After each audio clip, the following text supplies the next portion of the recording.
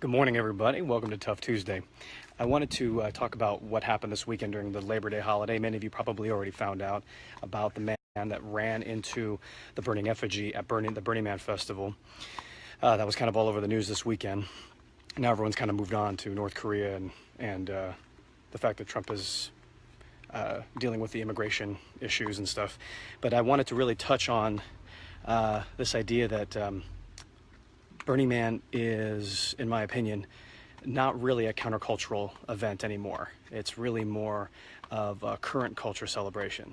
It kind of has all the makings of religion itself. It has a code of conduct. It has a community. It has a celebratory event with certain types of behaviors that are required. And I attended Burning Man when I was back in 2006. And it was only 40,000 people at that time. Now it's grown to 70,000 people. And one of the 10 principles, which is kind of what the whole mission of Burning Man is based upon, is radical self-expression. And the idea from radical self-expression is that it is really a gift to others. It cannot be really determined by anyone outside of them. It's the contents of it can only be determined by a collective group or you internally. So the problem with this idea of just not only radical self-expression, but radical inclusion, radical self-reliance, these are all tenets of the 10 principles of the Burning Man culture. You have a person who runs into a fire. Now, this is not the first person who's tried to do this, but my question is why did we even stop him? I mean, there's a caveat in the self-expression category that says, while this is a gift to others, you need to respect the rights and liberties of other people, right? But this is an expression of yourself. And in the vein of radical self-expression, why did we even stop him from running into the fire?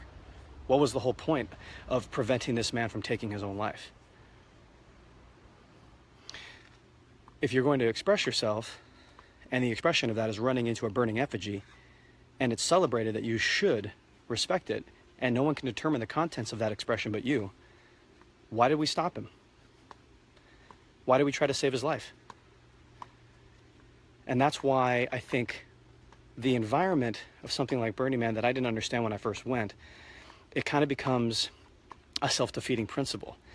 That principles like self-inclusion or radical inclusion, they kind of stop at the door when, a lot of burners don't really like the 1% of America, don't like the rich or the wealthy, probably wouldn't prefer Christians to be at the event or something like that. There are Christians that go and do an incredible job of expressing how creative and how cultural a Christian community is.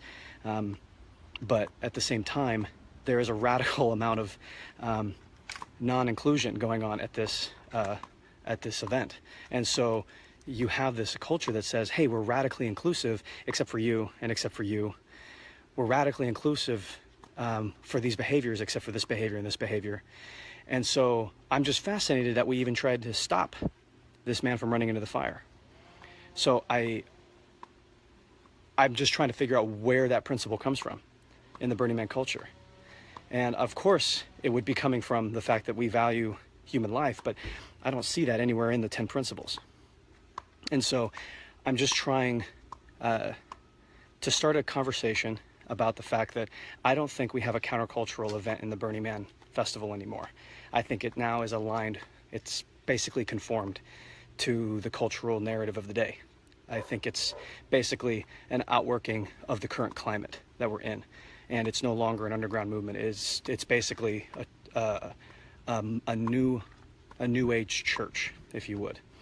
So if you agree with this, then, like it. If you disagree with it, let's start a dialogue about it. But the thing that I'm so happy about is that there were firefighters that didn't decide to just say, well, he's expressing himself, so let's let him burn. No, let's chase him down, get him out of the fire. Let's try to save this person's life. Let's radically rescue this person from his self-expression that was about to put himself in danger, put other people's lives in danger, and they tried to save his life. So I'm really saddened about this situation that a man had to take his life and did it in such a way. He was completely sober. He had no traces of alcohol in his system. So it is really something I've just been thinking about. So I hope this is something that can start a dialogue with you, something that you can